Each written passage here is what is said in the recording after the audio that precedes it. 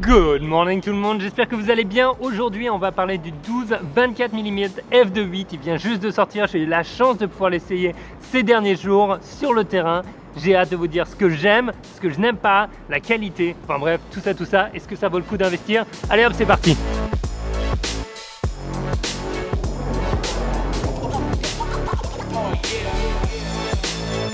Allez hop, parlons de cette bête parce que j'adore shooter avec, c'est juste incroyable. En fait, avoir un 12 mm, c'est un petit peu comme si on avait coupé le bord de tes yeux pour que tu puisses voir beaucoup plus large.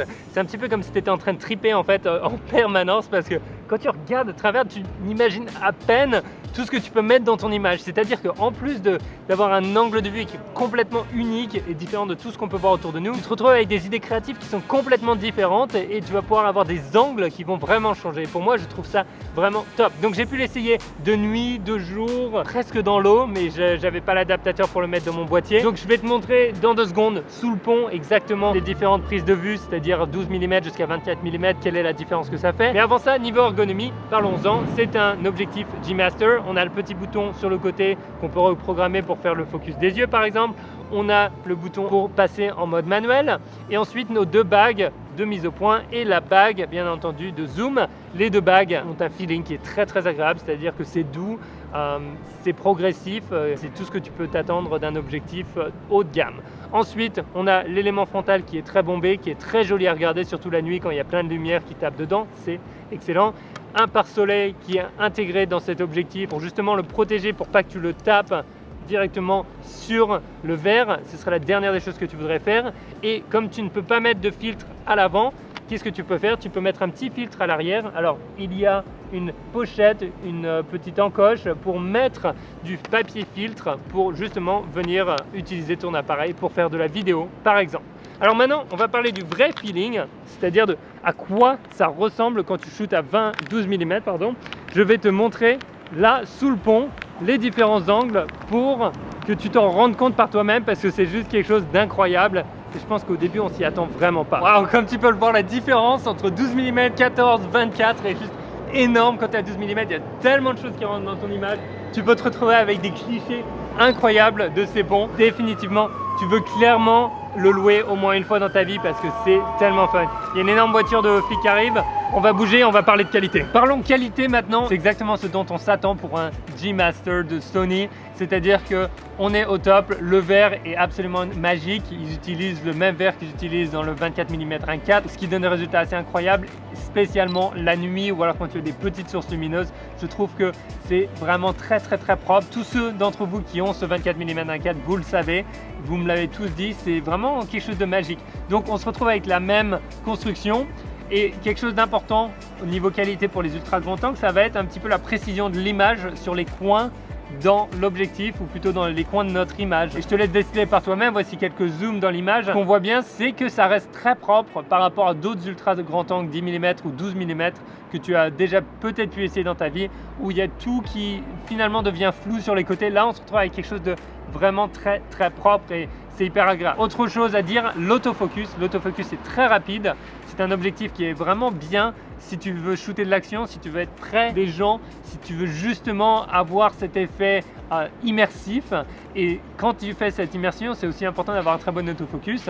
Et bien entendu, couplé avec un S7 III, S7R4, etc., tu as quelque chose de très précis, de très rapide parce qu'il y a des moteurs linéaires à l'intérieur, ça va très vite pour la mise au point. Ça ne chasse pas en permanence. Et dernière chose, tu as ce petit bouton ici si tu veux reprogrammer quelque chose pour ton autofocus, par exemple pour les yeux. Ça peut vraiment aider plutôt que d'avoir à déplacer ton point de focus en joystick.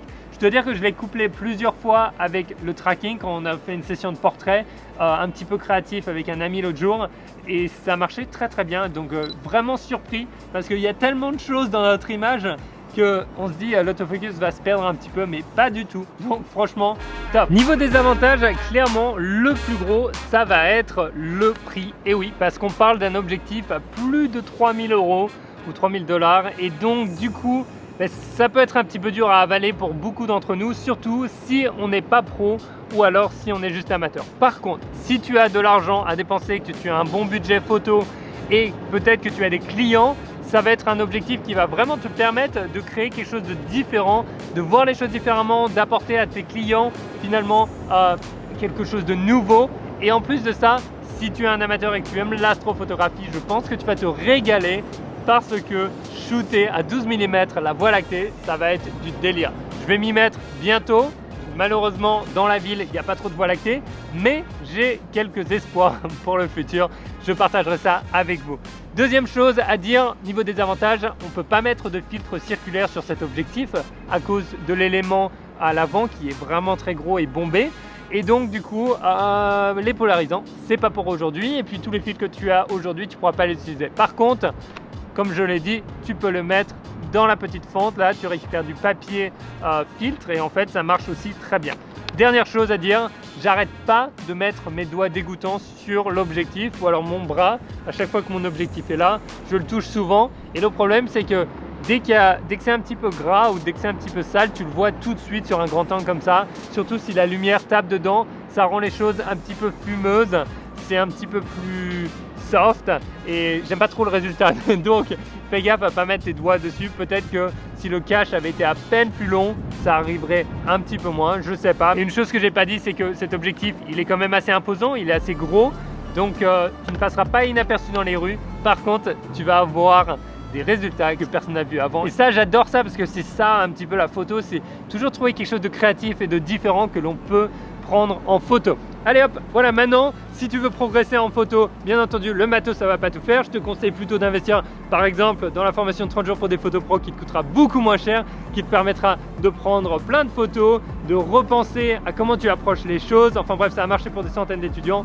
Si tu connais pas, je te laisse regarder le lien dans la description. Et maintenant, je te souhaite une excellente journée.